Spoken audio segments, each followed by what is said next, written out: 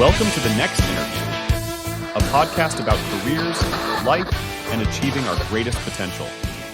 And now, here's your host, Doland White. Hi, I'm Doland White, and welcome to The Next Interview podcast. Today, my guest is me. We're going to talk a little bit about leadership for operators.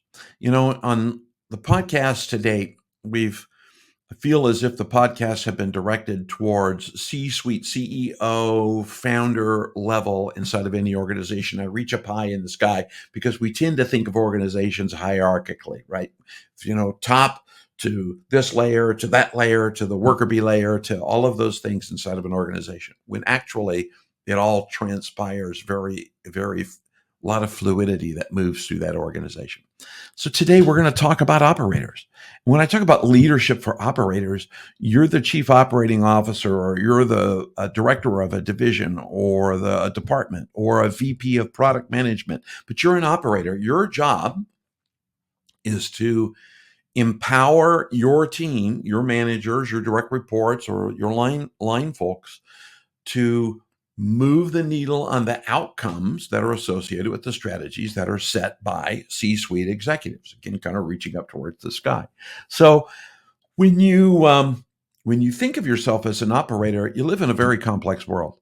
You know, in my life, I've been blessed. I was a president of an international consulting company. I've had the opportunity to be a CEO for a growing marketing company. I've been a chief operating officer for a global training company. I've had an opportunity to play a lot of these different roles, and there's nuances. And as an operator, you really walk kind of a different walk. You are responsible for empowering your teams to accomplish the outcomes of that strategy that comes from your founders or comes from your C-suite executives. So let's talk a little bit about the three things that occur in that. The very first thing is you have to do. And the word do means that you're willing as an operator to get in and pitch with your team, that you have those moments where you are in side by side with them, helping them accomplish a task. Or the easiest way that I think about it is to move the needle one step towards the outcome that they're accomplishing. And you do that with them, whether they're teaching you, you may not know how to do it. And it's okay to be humble and say, I have no idea what the hell I'm doing. Help me understand how this works and teach this to me. Be humble about it, but go work with your team. On the do side also too, there are the things that you have to personally do, which is answer emails or return phone calls or talk to a client escalation, go work the line if you're inside of a restaurant. There are a lot of things that occur at that level from a do perspective. So it is helping your team side by side move that needle towards an outcome. It's also the things that you have to do that are part of your job. The next thing is manage. And as that operator in your organization, your job is to manage an outcome, to produce an outcome. The C-suite executive has created, or the founders or the board of directors, there's a strategy that is created. And hopefully you were part of that strategy creation process so that you're intimate with it. But in a lot of companies, you receive the strategy and your job is to go operationalize it. But look, when you are that operator and you're managing, your job is to provide outcomes that are in alignment with the strategy and the goals that are trying to be accomplished within the company. And that's your job. And in managing, it doesn't mean being a micromanager. Micromanagers are the people that follow everybody. They literally follow everybody around. I've talked about it as a corporate seagull, right? You kind of fly in and you crap all over everything around and you fly out. That's not the intention of managing. Managing is a methodology and an approach where you actually are doing the same thing. You're empowering your team by understanding where they are and how you help them accomplish their task, and how you empower them to get that done by providing resources. There's an easy thing that you can do. There's a methodology called Scrum, and without going into depth, one of the things in Scrum that you can do is it's called a daily stand-up. And on the daily stand-up meeting, it's very short, it's 15 minutes long, and you do it with all of your direct reports. You do three things. Each individual does this, and it's very quick. When they do it, they talk about, what did I do yesterday? What am I going to do today? and what roadblocks are in my way. And when they talk about their roadblocks, it's not the opportunity to stop the call and try to solve it because everybody goes to sleep while you're trying to solve somebody's problem. We've all been in those kinds of meetings where Andy has a problem and Betty's trying to solve Andy's problem, and nobody really cares because the problem doesn't really apply to what you're doing in your job. But it's to become aware as the manager, leader of this team around what have they worked on, what are they going to work on, and what roadblocks. And your obligation is to go help them with resources and tactics and strategies to work through those roadblocks. And you do that separately, and you do that with a follow-on meeting. There's much more to it. If you want to know, go look up Scrum. I'll put a link into the show notes so you can find it. And the last thing is you lead. And the most important thing about leading your team is you're co-creating coordinated movement. The leadership is a solo game. Morale and on your team is a solo game. There's no such thing as team morale. There's individual morale that becomes a cumulative morale structure inside of your organization. But it really is a single player game. So as the leader of your team, it's imperative that you're spending time to make sure that your team understands for the sake of what. Why are you doing what you're doing, and what is the outcome? What's the derived outcome? And how does that equate to them personally, to the business, and to their team?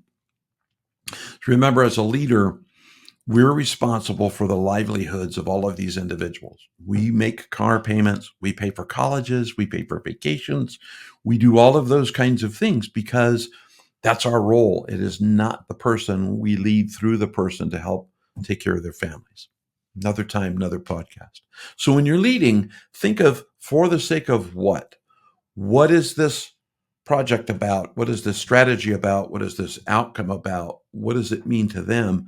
And then how do we collectively as a team co-create coordinated movement? How do we bring all of our teams together all the way down through the line in order to accomplish the outcome, to move that needle to the outcome that was established or expected for in our strategy as we manage up to that layer in our organization with outcomes accomplishment. So we've talked a little bit about do, manage, and lead. And I want to give you just one last little tip. When you're developing trust with your teams, and particularly from a leadership perspective, and let's talk about that layer one last time. Spend some time and do one-on-ones with your team. One-on-ones don't have to be a big ordeal, but there's several rules that have to apply to it. If you're going to do one-on-ones with your team, do them consistently, do them at the same time, and don't do them just to get on the phone or on a Zoom call or a Google Meet or Skype, whatever tool that you're using, and to have them tell you about their project. One-on-ones are really designed to be very individualistic, and as the leader, to give you the opportunity to understand your individuals that are managing or leading inside of your department and help them progress in their careers and help them progress to managing their teams. So it's really 3 seconds, or 3 parts rather.